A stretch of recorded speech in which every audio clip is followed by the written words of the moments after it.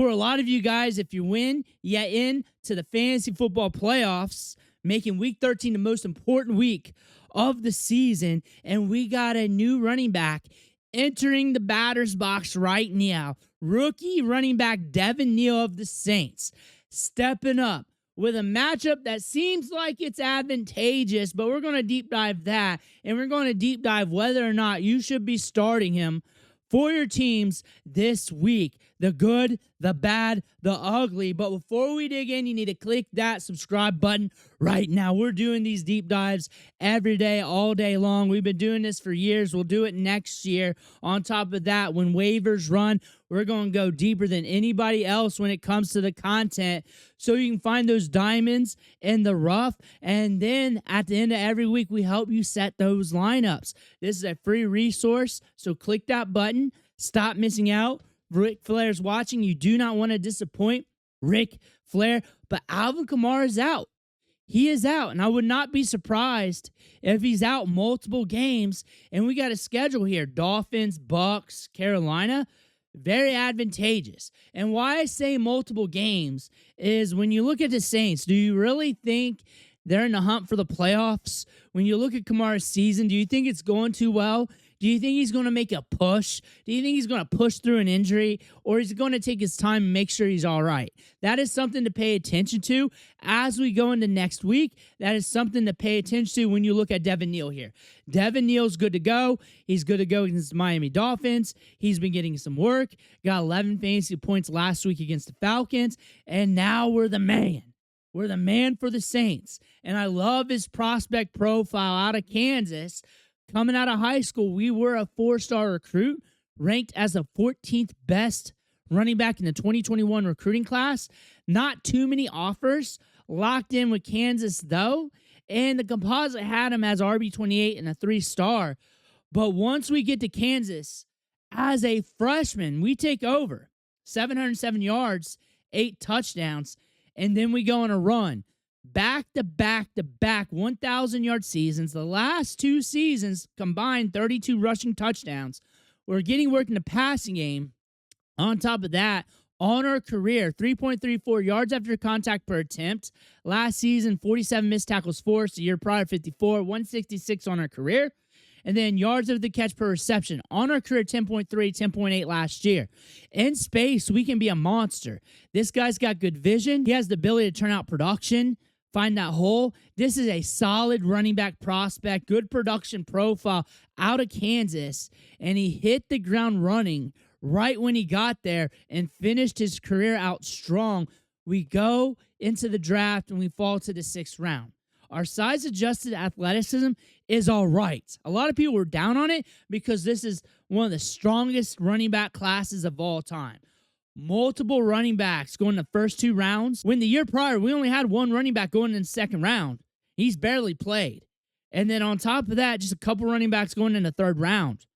And this year's running back class just killed it from top to bottom when it comes to talent. The start of the season, everybody was excited about Ja'Cory Crosby-Merritt. But like I said, you're going to see a lot of Ja'Cory Crosby-Merritts throughout the year.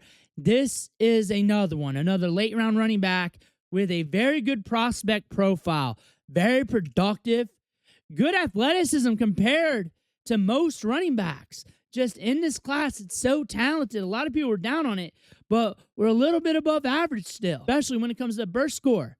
That is the jumping metrics, the vertical, the long jump, which indicates our explosiveness. We got good size, 5'11", 213. We've been productive. We've been getting snaps and carries throughout the season, and you're looking at this depth chart. Kamara is done. He is out. Kendre Miller's out. You got Audric Estime. We're going to talk about him in a second. Kamara not really having the greatest season. This is also an indicator when we look at Devin Neal because we do not have much around him to buoy his production. We got a rookie quarterback that's not so good. The receivers are banged up. Olave's coming in this game questionable. This is a matchup that appears to be advantageous, but when we peel it back, we got some question marks. Alvin Kamara is starting to slow down on his career. 9.5 points per game. That is not what we're used to from Alvin Kamara. Audric Estime. What I like about his prospect profile from Notre Dame, Very productive, good size, moves laterally very well for his size, and he can make guys miss. He can also run through your face. He can handle a lot of workload. One of the most productive running backs in college football at his time.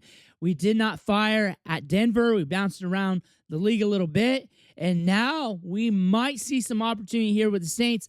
This is a running back you may want to pay attention to.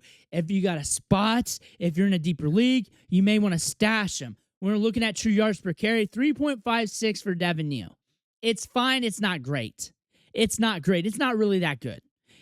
Alvin Kamara, 3.55. It's at least beating him. He's at least beating Alvin Kamara. Yards created per rush, 2.65. It's so-so. It's so-so. Numbers-wise, not so great, but we're beating Alvin. And Kendre Miller's not in the fold. But we're going to get that workload. That is what matters here. We're going to get that workload, but that also lets us know to temper our expectations when it comes to route participation rate. Alvin Kamara was rocking around 50%. Devin Neal has been in offense longer than Audric Esme and is also faster, also has decent receiving chops, not like Alvin Kamara, decent burst score. He should be around 50%. He should be getting good opportunity. He should be rocking a good opportunity share. He should be getting the touches. Alvin Kamara, 67.2% opportunity share. Devin Neal should have a good opportunity share as well. And you're looking at this, and the share of rushing attempts, Kendre Miller, 26%, Devin Neal, 13%, Alvin Kamara, 47%. Devin Neal should be rocking most of the carries out of this backfield, maybe all of them. That's the thing about this. Maybe all the carries, because who else you going to lean on?